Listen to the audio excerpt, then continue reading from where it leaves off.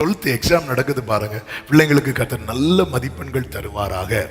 ஆமென். அப்போ அடுத்த ஸ்டெப் நீ எடுத்து வைக்கக்கூடிய ஒரு முக்கியமான டெசிஷன் எடுக்கிற தருணம் இது.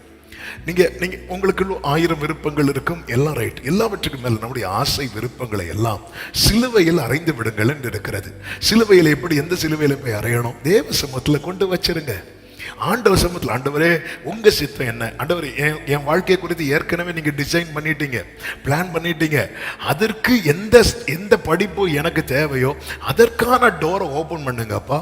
ஆமாம். எப்பொழுதுமே ஆண்டவர்கிட்ட கேட்குற ஜெபத்தில் ஒரு ஜெபம் எப்படின்னா, ஆண்டவர் 2 பேர் இருக்குன்னு பைபிளில் இருக்கு, எனக்கு முன்னாடி 2 பேர் இருந்தால் நான் இடறிடுவேன். எது நீங்கள் காண்பிக்கிறவையோ அது மட்டும் எனக்கு முன்னாடி ஓப்பனாக இருக்கணும். மீதி எல்லா வேயும் நீங்கள் என்ன பண்ணியிருக்கணும்னா அடைச்சிருக்கணும். ஏன்னா இந்த வேலை நான் விரும்பினாலும் சரி, வேற வழி இல்லாமலும் சரி, எனக்கு பயணிக்கிறதுக்கு வேற வேயே இருக்கக்கூடாது.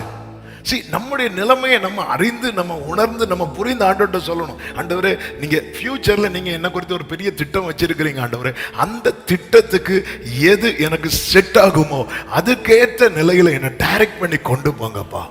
நீங்க இப்பொழுதே பெற்றோரும் ஜெபிக்கணும், பிள்ளைகளும் ஜெபிக்கணும். ஒருவேளை நீங்க நினைக்கலாம், ஐயோ அப்ப நாங்க விரும்பினது. ஒன்றை புரிந்து கொள்ளுங்கள், நம்முடைய ஆசைகளை விட அவருடைய திட்டம் பெரியது. எப்படி பெரியதுன்னு கேட்கிறீங்களா? இந்த பில்டிங்கை விட பெரியதான்னு கேட்கிறீங்களா?